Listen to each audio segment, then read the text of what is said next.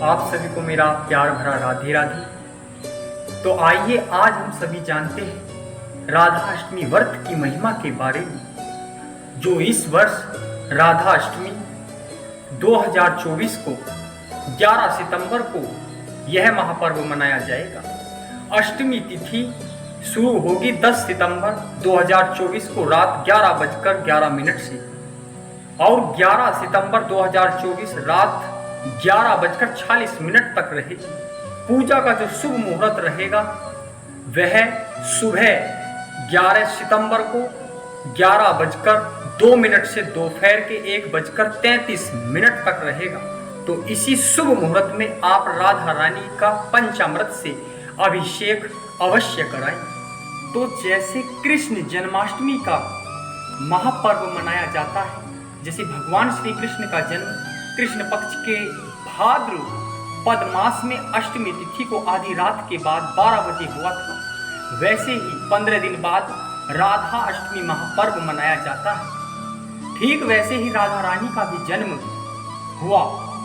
जानते हैं आदि पुराण के 12वें अध्याय के 9वें श्लोक के अनुसार अष्टम्या भाद्र शुक्लस्य सा जाता रविवासरे रात्रो प्राण समया ज्येष्ठाया शांतिम पदे, अर्थात भादों के महीने में रविवार के दिन शुक्ल अष्टमी में आधी रात के पीछे ज्येष्ठा नक्षत्र के चौथे चरण में दिन के 12 बजे मध्याह्न को राधिका जी का जन्म हुआ।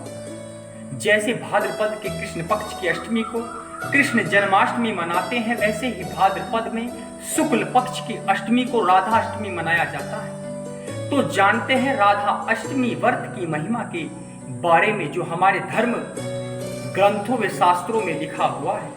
तो सर्वप्रथम पद्म पुराण के भाग 3 के ब्रह्मखंड अध्याय 7 के श्लोक संख्या 8 के अनुसार एकादश्या सहस्त्रण यत् फलम लभेत नरा राधा जन्माष्टमी पुण्यम तस्मात् छत गुणाधिका में, अर्थात ब्रह्मा जी नारद जी से बता रहे हैं कि 1000 बार एकादशी व्रत करने से मनुष्य को जिस फल की प्राप्ति होती है या प्राप्त करता है, उससे 100 गुना अधिक फल राधा अष्टमी के व्रत से मिल जाता है। इसका व्रत मेरु पर्वत के समान स्वर्ण दान से करने से भी 100 गुना अधिक बताया गया है।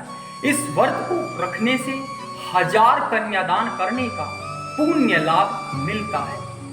पुराण में ब्रह्मा जी नारद जी से कह रहे हैं इस श्लोक के अनुसार गंगा दिशु च तीर्थेषु स्नात्वा तु यत् फलम लभेत कृष्णा प्राण प्रियाष्टाम्या फलम प्राप्नोति मानवा, अर्थात ब्रह्मा जी नारद से बता रहे हैं कि गंगा आदि तीर्थों में स्नान करने से जिस फल की प्राप्ति होती है, उस फल की प्राप्ति भगवान श्री कृष्ण की प्राण प्रिया राधा जी के अष्टमी का व्रत करने से प्राप्त हो जाता है।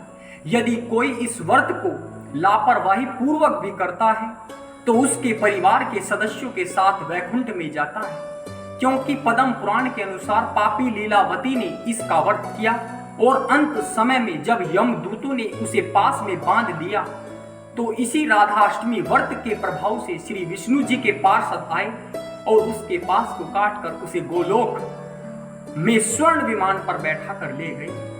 अब जाने वामन पुराण के इस श्लोक के अनुसार मम नाम सहस्त्राणी राधा नाम सकृत स्मरणम मुच्यते भगवतो जापे न जाने तस्य किम फलम, अर्थात श्री कृष्ण कहते हैं कि मेरे 1000 बार नाम को जो जपता है और मेरी प्राण वल्लभा श्री राधा रानी जी का एक बार स्मरण ही करता है, वह भव बंधन से छूट जाता है। जो सदा राधा नाम को भजता है उसे क्या फल मिलता है, यह तो मैं भी नहीं जानता।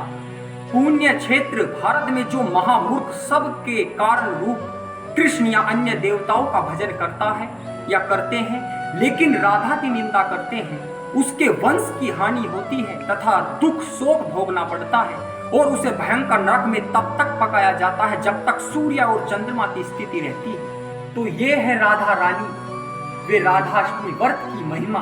तो क्यों ना हम ऐसी लाडली जी वृष भानु दुलारी जी वे कृष्ण प्राण वल्लभा की शरण ग्रहण करें। अब जानते हैं राधा रानी का व्रत कैसे और कब करें। वे पूजन अभिषेक वे राधा रानी को भोग किस चीज का लगाए। तो सर्वप्रथम ब्रह्म मुहूर्त में उठकर स्नान करें, स्वच्छ वस्त्र धारण करें और सवेरे प्रातः ही अपने लाल जी को स्नान कराइए जैसे आप प्रतिदिन करवाते हैं। और स्नान कराने के बाद आपको अपने लड्डू गोपाल जी को राधा जी के स्वरूप में तैयार करना है। साथ में यदि श्री जी भी है तो बहुत अच्छा है, और नहीं भी है तो आपको दोपहर के 12 बजे अपने लाल जी को भी पंचामृत से अभिषेक कराना है और पंचोपचार से पूजन करना है। तो राधा अष्टमी पर क्या करें। तो राधा अष्टमी पर जैसे कृष्ण जन्माष्टमी पर हम अपने घर को सजाते हैं, ऐसे ही राधा अष्टमी पर भी सजाइए। जैसे भगवान को पीताम्बरधारी कहते हैं, ऐसे ही राधा रानी को नीलाम्बरधारी कहते हैं। इसलिए राधा अष्टमी के दिन राधा जी को नीला वस्त्र पहनाएं और स्वयं भी नीले वस्त्र धारण करें। राधा रानी का जन्म दोपहर को 12 बजे हुआ था, तो ठीक दोपहर 12 बजे राधा रानी को पंचामृत से स्नान कराएं और राधा रानी को भोग क्या लगाए। वैसे तो राधा जी स्वयं स्वादिष्ट व्यंजन बनाने में निपुण मानी जाती है, लेकिन राधा जी को अधिक प्रिय अरबी की सब्जी और कढ़ी है, तो इसका भोग लगाए। वे मावे से बनी मिठाई का भोग भी अवश्य लगाए। राधा जी को क्या अर्पण करें।